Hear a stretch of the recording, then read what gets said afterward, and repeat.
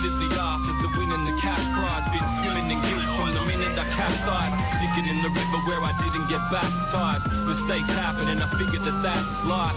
Just take it inside the city. Dan's from the country, but tonight he's in a city that never sleeps. How many people are still out for it? Probably that. Sounds like it's hit the fan. I can't believe it. Today's my first day as an ambulance officer. Pretty excited. I didn't get a lot of sleep last night. I was up most of the night, just tossing and turning, a bit nervous. The job is already in Dan's blood. His mother is a nurse, and his father has been a paramedic for 30 years. Ever since he was a small child, he was been a very caring sort of kid, and when he decided, and it was his decision, it really was, just that he come up one day and said, you know, I'd like to do your job, Dad. So being it for 31 years, you have to have a lot of patience and you have to care a lot about your job. It makes me pretty proud. I know that he's been able to do it for so long, and I hope I can do it as well. You get yourself familiar with these things. Yep. Dan's partner is Amy, a 7-year paramedic veteran who's mentored scores of trainees. This job is a really steep learning curve. It takes about 3 years to become fully qualified, and there are 2 distinct stages where it's really quite difficult. And the first one is being brand new. Ambulance emergency, tell me exactly what's happened. There's a guy laying on the ground in the middle of the road. I believe he's been hit by a car. Dan's en route to his first major accident. There's been a hit and run on one of Sydney's busiest roads. Actually, there's a male who's breathing. He's unknown. Caller not on scene. I had fears going to a major trauma that I'd walk out of the car and I'd just go blank. When we drive past and there's someone just lying motionless in the middle of the road, you think the worst.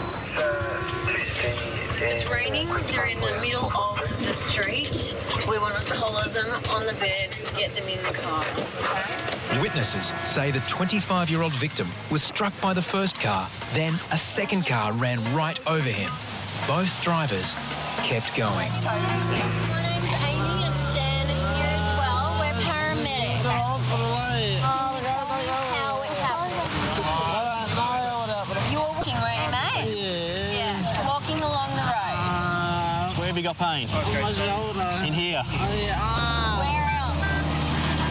I could see from looking at him, he's obviously hit something with his head, and he had blood coming out of his mouth. So he's had a whole bunch of alcohol tonight. He could have head injury, he could have a spinal injury, he could have a bunch of injuries. Dan and Amy's immediate concern is to stabilise Jordan's spine before they move him. We've got to leave him lying. I swear to God. Take it off. I can't breathe. Okay. Take it off. Okay. Take it off. We're going to look after you, Jordan. Although painful, the collar is crucial paramedic care. 1, 2, 3. Worst case scenario is if he moves his neck in a certain way, if he has got injuries in the back of his neck, it could kill him very quickly. Climb over.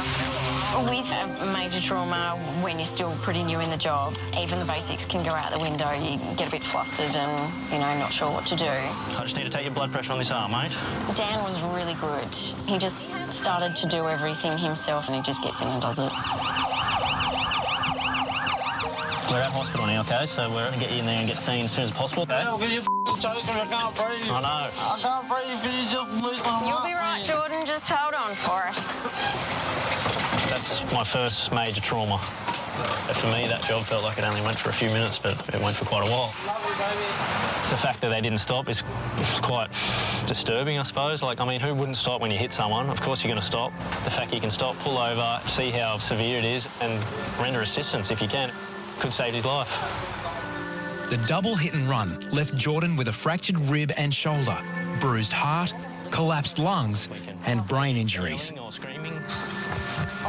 Police are still searching for both drivers.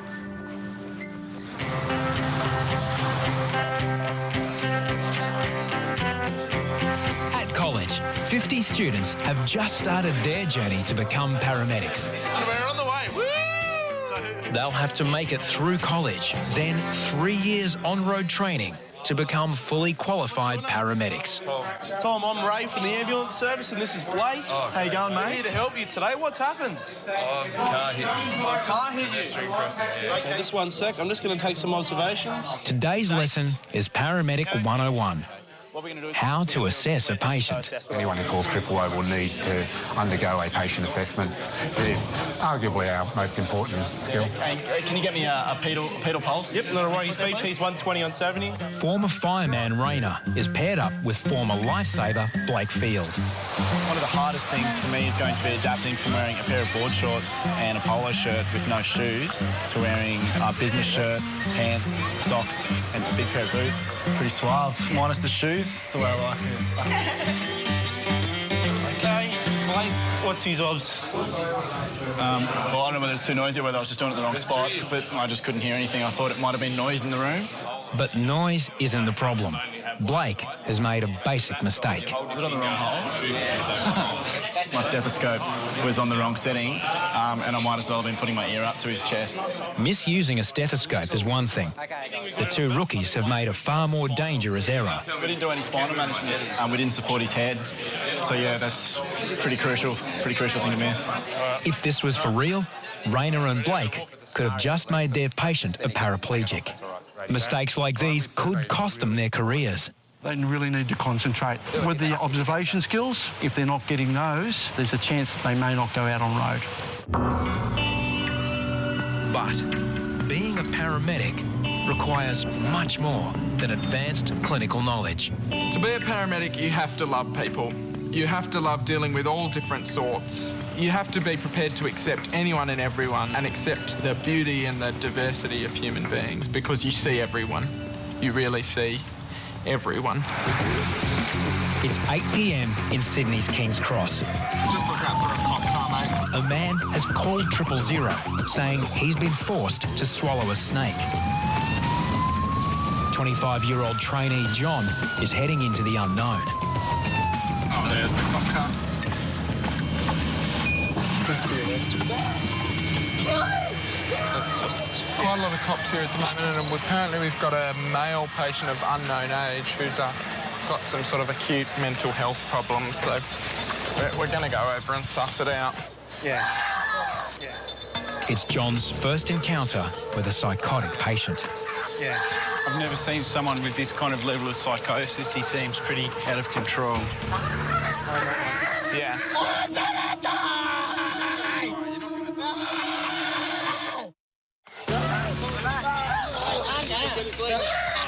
A man believes he's just been forced to swallow a snake.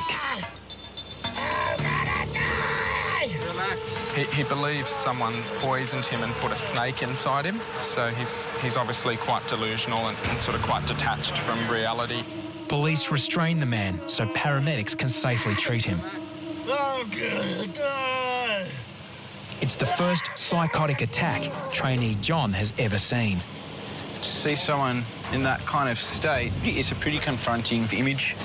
There's probably a number of factors that have led him to be like that. It probably hasn't just happened overnight. Don't.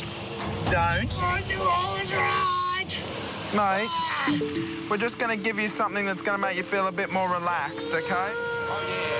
There's quite a bit going on in that scene. There's quite a few people there, the patient and police as well, so I was just trying to kind of find my place within all that. I was just going to have 5 milligrams of midazolam, which is like Valium.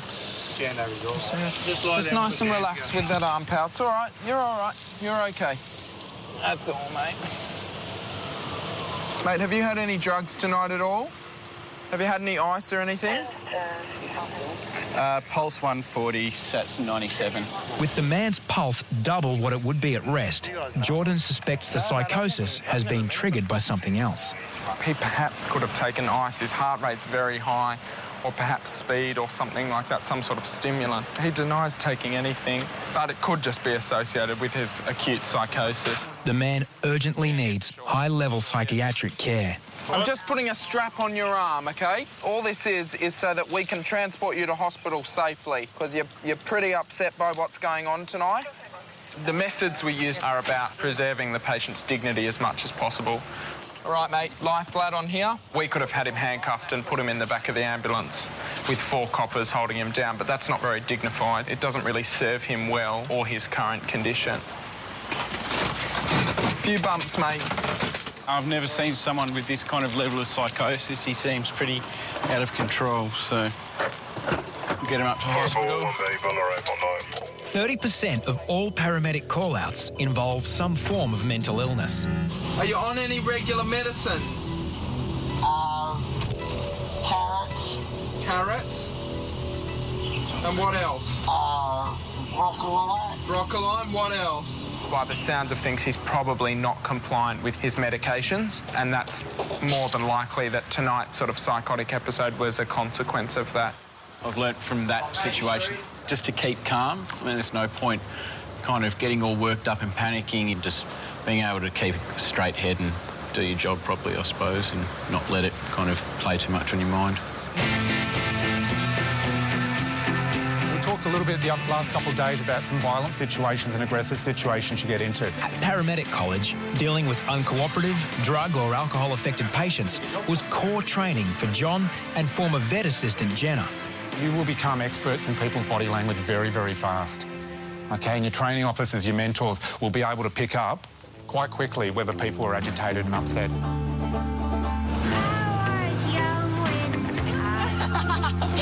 Jenna's now on the road as a trainee paramedic in Sydney's West. Traditionally around here it can get quite wild, quite hairy. She's teamed up with mentor Cleone on one of the biggest shifts of the year, New Year's Eve. We're likely to have some assaults, you're going to see some bleeding, you're going to have a lot of vomiting, I reckon. You need to keep your wits about you, keep your eyes open, keep the eyes in the back of your head open. I'm pretty excited, actually, to get to see what happens behind the scenes, but at the same time, a little bit worried about, you know, violence and alcohol intoxication. 10:30. Jenna and Cleone are called to an assault. Quick top your way. Where are we going? Someone's been glassed. I am a little bit nervous with this job. I've only been on road for about a week. The situation, even though it's calm when you get there, can flare up, you know, within a second. They're walking into the aftermath of a street party that turned into an alcohol-fueled brawl. Hi, mate. I'm good. Do you want to just come over here so we can just have a look at you? I'm having a smoke. We'll put your smoke out and we'll have a look. 32-year-old Jay has been left with a severely gashed nose. What happened was it actually involved my 9-year-old son, and he was actually fighting with a boy around the corner. And of course the adults are bridged up at that, and that's when the man across the road actually got glassed. And I can't believe, you know, just friction between two 9-year-olds would cause adults to come around here and start with the rest of the adults. I was there. I broke out of it. It's really silly. Looks pretty nasty. Yeah, it's a glass bottle. Some idiot just come around here threatening all of Did us. they hit you on the head with it, or was it already smashed? Straight there. It was already broken. How much have you had to drink? 2 Jack Daniels and about 6 beers. So, all I need is a few stitches. I can do that. Mate, half your nose is hanging off. It's down to the I bone. just need a stitches. No. Yeah. I was a little bit shocked at the laceration on his nose. You could literally see inside the nasal cavity. No idea. But Jenna and Cleone face a problem. Jay doesn't believe his injury is severe enough to get medical attention. Mate, you need to come to hospital. No, I don't. Yes, you do. No, I don't. I've had worse than that. You've got no idea. It's a nasty wound. It needs to be looked at. I can't leave you here. There's potential for you to get an infection and it can go to your brain. I'm not going. You can't make me go. Yes, we can. No, you can't. You can't arrest me over it. I'm not first aid kit there. I can screw it and stitch it. New Year's Eve in Western Sydney. Jay's had a bottle smashed into his face, but refuses to go to hospital. The wound was caused by a bottle to the face, from what we know, so it's not exactly sterile, and he definitely needs to get treatment. Could get an infection which can go up to his brain. If Jay doesn't go to hospital, there's a significant risk to his health. I can't leave you here, mate. It's going to be a nasty infection. Even if I have to come with you, I'll come. Paramedics, police and friends all have the same message. Let's go. He's going to go. Because it's a horrible cut. I better be hurried up then. Well, let's go. I was really impressed with Cleone, the way she handled that situation. He'd been drinking, he could have got violent for all we know, so she was really forward and really direct and, you know, convinced him to come in the nicest way possible. Rock and roll. I'll be back. Make sure them beers are cold. Looks pretty nasty, though. Well, that I seen in the mirror. I thought, holy shit. I don't care. I don't give a shit. You only live once. It might be fun. While waiting in casualty, Jay discovers his rear-modelled nose is a novel New Year's Eve party trick. Stop poking at it. What does it piss out there? Oh, my God. Oh. He started playing with it inside and kind of folding it over, and we were trying to tell him not to do that because it makes it bleed more, it makes it worse. He was just quite happy to gross us out, and he thought it was quite funny just to kind of take the top half of his nose off. So hopefully it won't be a Michael Jackson issue with that one, I don't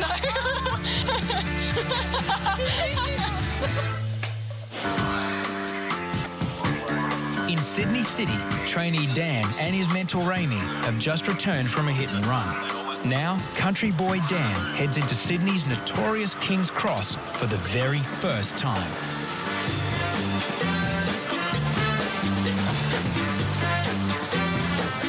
Never been on that side of the city at all, even when I'm not in this blue uniform. I've been told about it plenty of times, but that's the first time I've actually witnessed it myself.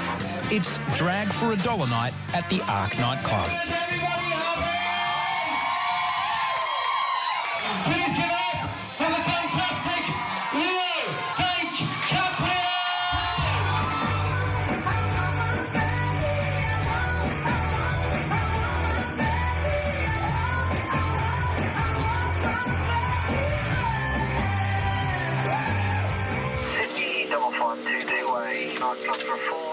Dancer Leonardo DiCaprio has fallen and damaged a knee. What's happened? One of our performers, she took a bit of a tumble. There's a guy there who says he's a nurse and he reckons she's dislocated her knee. The nightclub is behind closed doors next to an adult shop, a long way from country New South Wales. Country boy, basically. Never really been to city that much, so yeah. Amy warned me that this side of town is sometimes a little bit strange from our behalf, I suppose. Maybe not strange to other people, but for me.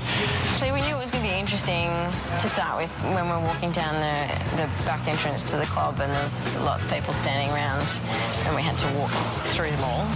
Walked in there, there's either male or female dancers. I wasn't real sure. Had to double take a couple of times, going, I'm not sure there, still not sure. Taking a tumble. Yeah. I wasn't going to ask, so I waited for someone to tell me. I said, is our patient all right? And yes, she's okay. She's had a fall after dancing and hurt her right knee, so take her to hospital. You can sit in the front. Okay. Dan's role is to monitor and assess Leonardo on her way to hospital.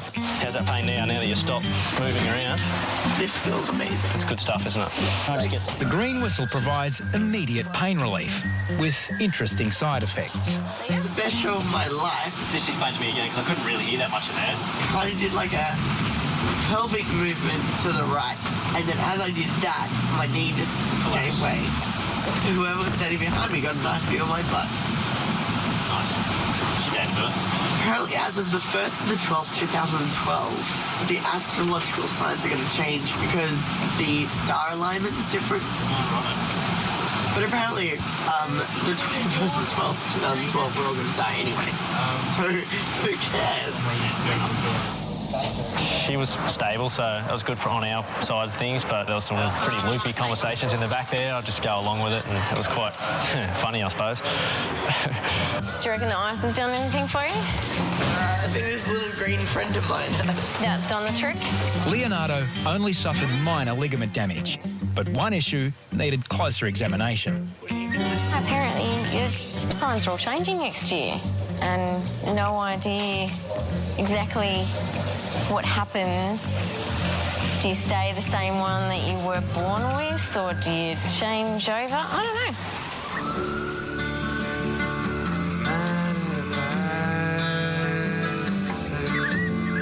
Have time. I'm buggered. Yeah. For Dan and Amy, John and Jordan, Jenna and Cleone, night shift is over. Pretty seedy feeling, watching the sun come up after, you haven't had any sleep the night before. Soldier. Congratulations on your first new year. Many more to come. Oh, yes. It's different when you're on the front line, I guess. It was very different for me tonight. Next time on Recruits. 1, 2, 3. John's first car crash. We've got oxygen on him. How's his colour looking now, John? How are you feeling, Ellen? Rebecca attends a tricky domestic situation. She must have really given him a good old heap to get him out of bed. And Jenna's worst fear. It's something I'll never forget. I've never felt like that before. And for more Recruits action, log on to the website.